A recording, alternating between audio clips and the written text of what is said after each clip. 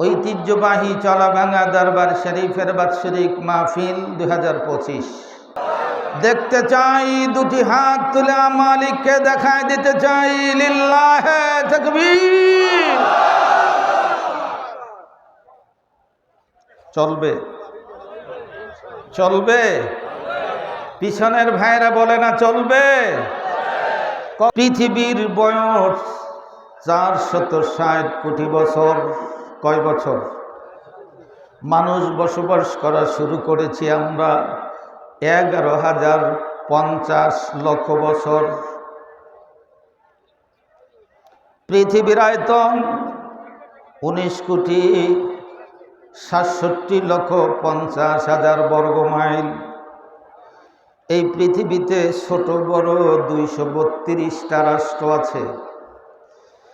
এর মধ্যে মুসলিম রাষ্ট্র হলো 59টি। এই 59টি রাষ্ট্রের ভিতরে একটা ছোট্ট মুসলিম রাষ্ট্র হচ্ছে আমাদের এই জন্মভূমি বাংলাদেশ। এই বাংলাদেশে আল্লাহর ওলিদের দরবার প্রায় 2,500-এর মতো। এই 2,500 দরবারের মধ্যে আমার বন্ধুরা হক দরবার হলো 2,000-এর মতো। এই 2,000 হক দরবারের মধ্যে আমার ভাইরা নিঃসন্দেহে চলা বাংলার দরবারও একটি দরবার, ঠিক কিনা জোরে বলে। আমার এই সোনার বাংলায় এই শীতের সিজনে 35,000 থেকে 39,000 মাহফিল হয়। কত? 35,000 প্লাস 39,000 মাহফিল হয়। এই সারা বাংলার মধ্যে হাফিজি মাদ্রাসার সংখ্যা হচ্ছে 26,000। এই ছোট্ট বাংলার মধ্যে আলিয়া মাদ্রাসা হচ্ছে 9,500। এই ছোট্ট বাংলাদেশের মধ্যে কওমি মাদ্রাসা হচ্ছে 2,000। এই ছোট্ট বাংলাদেশের মধ্যে আমার ভাইরা অসংখ্য অগণিত মসজিদ আছে। সারা পৃথিবীর মধ্যে মসজিদ হলো 18 লক্ষ। কিন্তু এই সোনার বাংলা ছোট্ট একটা মুসলিম দেশের মধ্যে মসজিদের সংখ্যা হলো 6 লক্ষ। কত? 6 লক্ষ মসজিদের এই বাংলাদেশ। 2,000 হাফিজি মাদ্রাসার এই বাংলাদেশ। 26,000 কওমি মাদ্রাসার এই বাংলাদেশ। 9,500 আলিয়া মাদ্রাসার এই বাংলাদেশ। এই বাংলাদেশের ভিতরে 96% মুসলমানের বসবাস। এরপরও এই মুসলমানের দেশে কোরআনের পক্ষে যদি কথা কয় জেলে যাইতে হয়, ঠিক কিনা জোরে কয়। এই 96% মুসলমানের দেশে কোরআনের আন্দোলন করলে ফাঁসির রশিতে ঝুলতে হয়। এই 96% মুসলমানের দেশে মুসলমান কোরআন নিয়ে কথা বললে জঙ্গি উপাধি দিতে হয়। কোরআনের পক্ষে কথা বললে মৌলবাদী হইতে হয়। কোরআনের পক্ষে কথা বললে রাজাকার হইতে হয়, দেশদ্রোহী হইতে হয়। আমরা সব তকমা বলি মাথা পুঁতে নিব, কিন্তু 96% মুসলমানের দেশে বাম আর রামদেরকে জায়গা দিব না। আমার ভাইরা, বাম আর রামরা যত বড় শক্তিশালী হোক না কেন, আমার আল্লাহ রব্বুল আলামিনের গজব যখন নেমে আসবে, এই বাম আর রামরা যত শক্তিশালী হোক, পালানের সময়, যাওয়ার সময় পরনের লুঙ্গিটা পর্যন্ত নিয়ে যাইতে পারবে না। মর্দে মুসলমান হতো মর্দে মুসলমান, এক হাত মে তলোয়ার এক হাত মে কুরআন, তৌहीद तुझे नाम अमानत है हमारा, आसान ही मैदान नमो नशा हमारा, आसान ही मैदान नमो नशा हमारा। সর্বময় ক্ষমতার মালিককে আওয়াজ করে বলেন, আরো জোরে বলেন। তাবারাকাল্লাযী বিয়াদিহিল মুলকু ওয়া কুল্লি শাইইন কাদির আল্লাযী খালাকাল মাউতা ওয়াল হায়াতা লিয়াবলুয়াকুম আইয়ুকুম আহসানু আমালা ওয়া হুয়াল আজিজুল গফুর তাবারাকাল্লাযী বিয়াদিহিল মুলক। আমার আল্লাহ বলেন, আমি এমন আল্লাহ যে আল্লাহর কোনো দোষ নাই, আয়াব নাই, কোনো ত্রুটি নাই। আল্লাহর কোনো দোষ আছে? কবে থেকে আল্লাহ বলে? অনেক আগ থেকে। বেঈমানের প্রশ্ন হলো, তোমার আল্লাহর আগে কে ছিল?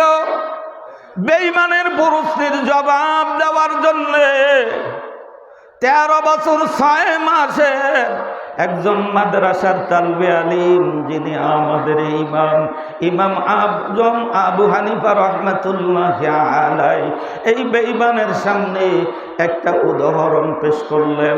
তার এই প্রশ্নের জবাব দেওয়ার জন্য বেঈমানকে কিনারে দাইকা প্রশ্ন করে, তুমি কি অঙ্ক জানো? বলে জানি। বলে অঙ্ক করতে হলে কি শেখা লাগে? এবার বলে অঙ্ক শিখতে হইলে, অঙ্ক করতে হইলে 1 2 শেখা লাগে। কত সংখ্যা? বলে 100। তাহলে তুমি অঙ্ক যদি করতে চাও, অঙ্ক যদি মিলাইতে চাও, তাইলে তুমি আমার সামনে গণনা করো। এবার বেঈমান গণনা করে 1 2 3 4 5 6 7 8 9 10। ইমাম বলে হয় নাই। আবার গণনা শুরু করছে 1 2 3 4 5 6 7 8 9 10। বলে হয় নাই। বারবার গুনতে বলে বেঈমান, এমনি ভাবে 10 পর্যন্ত গুনে বলে হয় নাই। এবার বেঈমান ইমামের উপরে রাগ করে কয়, তুমি কি আমার অঙ্ক শিখাইতে চাও? এই ছাড়া তো আর গণনা নাই। এবার বলে বেঈমানের প্রশ্নের জবাব নে, 1-এর আগে কি আছে? বলে 1-এর আগে কোনো সংখ্যা নাই। ইমাম বলে 1-এর আগে যদি কোনো সংখ্যা না থাকে, ও বেঈমানের বাচ্চা, আমার আল্লাহর আগে কেউ নাই। আমার আল্লাহর আগে কেউ আছে? জোরে বলেন। বেঈমানের আরেক প্রশ্ন ছিল যে, তোমাদের নবী, মুসলমানের নবী মেরাজে গেছো, 7 আসমান ভেদ করে, লৌহে মাহফুজ ভেদ করে আল্লাহ রাব্বুল আলামিনের আরশে আজিমে গিয়া মেরাজ করলো। বেঈমানের দল, মূর্খর দল, নাস্তিকের দল, এগুলা মাথা মোটা, সহজে বুঝতে চায় না।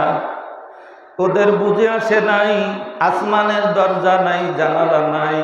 দরজা জানালা ছাড়া আল্লাহর নবী মেরাজে গেল কেমনে, ওদের বুঝে আসে নাই। এবার ইমাম কিনারা রাখলেন, বলে বেঈমান প্রশ্নের জবাব নে। হঠাৎ করে পকেট থেকে একটা ডিম বের করলো, মুরগির ডিম। যেই ডিমটা মুরগি মায়ের বুকের নিচে 21 দিন ছিল। 21 দিন একটা মুরগির ডিম যদি মায়ের বুকের নিচে থাকে, আপনারা বলেন তো এটার ভিতরে কি জন্ম হয়? জোরে বলেন। বাচ্চা জন্ম হয়। এই ডিমটার ভিতরে বাচ্চা আছে কি না? মা যারা মুরগি উমান দেয়, তারা এটা কানের কিনারে নিয়ে পরীক্ষা করে। ইমাম ওই ডিমটা বেঈমানের কানের কাছে ধরল। কানের কাছে ধরার পর টুস টুস করে শব্দ পায়। বেঈমানের কাছে জিজ্ঞাসা করে, এটার ভিতরে কি? বেঈমান কয়, এটার ভিতরে বাচ্চা আছে। কি আছে? আসলেও তো বাচ্চা আছে। ইমাম বলে না, বাচ্চা নাই। উনি বলে আছে, ইমাম বলে নাই। এবার হাত দিয়া সজোরে একটা কানের উপরে সর বসাই দিয়া কয়, ও বেঈমান, আমি বলি এটার ভিতরে বাচ্চা নাই, তুমি বলো এটার ভিতরে বাচ্চা আছে, তাহলে তোমার প্রশ্ন হইল আসমানে দরজা জানালা নাই, নবী মেরাজে কেমনে গেল? আমারও একই প্রশ্ন, এই ডিমের ভিতরে দরজা নাই, জানালা নাই, এই দরজা জানালা ছাড়া এই ডিমের ভিতরে জীবিত বাচ্চা কেমনে গেল? এজন্যই তো হুয়া আলা কুল্লি শাইইন কাদির, এজন্যই আমার আল্লাহ সর্বময় ক্ষমতার মালিক। ঠিক কি না জোরে কোন? এই জন্য আমার ভাইরা, আল্লাহ রাব্বুল আলামিন বরত্বের কথা বিভিন্ন জায়গায় বলেছেন। এক জায়গায় আমার আল্লাহ তাআলা তার বরত্বের কথা বলতে গিয়া বলে, কুলিল্লাহুম্মা মালিকাল মুলকি তুতিল মুলকা মান তাশা ওয়া তানজিউল মুলকা মিম্মান তাশা ওয়া তুইজ্জু মান তাশা وتذل من تشاء وتعز من تشاء بيدك الخير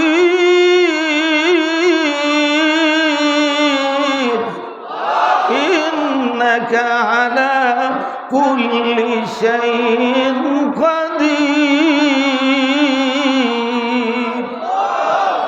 সর্বময় ক্ষমতার মালিক কে? ফকিরের বাদশা বানায় কে? বাদশারে ফকির বানায় কে? আমার আল্লাহ দৌড়ে দৌড়ে আমাদের বাড়ির থেকে এই ময়দানে বসায় দিলেন তিনি কে? হাজার হাজার মানুষ ময়দানে বসতে পারে নাই, কথা বলেন।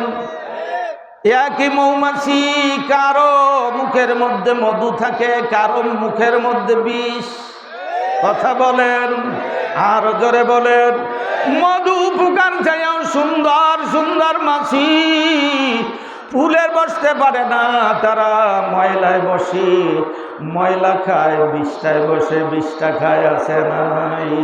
আর মৌমাছি ছোট ছোট, কিন্তু এরা পবিত্র ফুলের মধু নিয়ে মধু সংগ্রহ করে, আছে না নাই? অতএব ময়দানে হাজার হাজার মৌমাছি আসছে, কেউ বা রাস্তাঘাটে ঘুরবে, কেউ বা ময়লা আবর্জনার স্থানে ঘুরবে, আর কাউকে আমার আল্লাহ তাআলা এই ময়দানে বসাইয়া কোরআন হাদিসের মধু পান করাবি।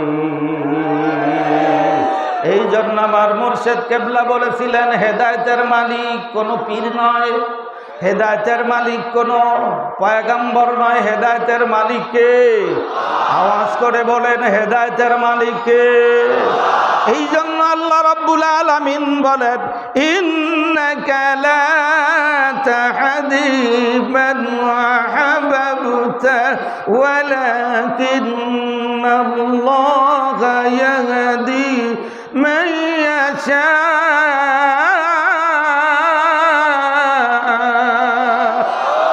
আল্লাহ বলে, আমি আল্লাহর হাতে হেদায়েতের চাবি। ও পয়গম্বর, তোমারে আমি হেদায়েতের চাবি দেই নাই। যদি তাই হতো, আপন চাচা আবু তালেবের গলায় হেদায়েতের মালা পরায় দিতে পারতাম।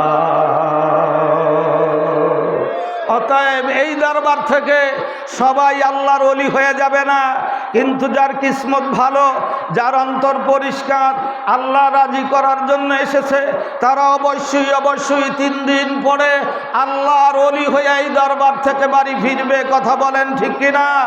কারা কারা এই দরবার থেকে আল্লাহর ওলি হয়ে বাড়ি ফিরতে চাই? দুটি হাত আল্লাহকে দেখাই, লিল্লাহে তাকবীর। আল্লাহ কবুল করেন, আরো জোরে বলেন।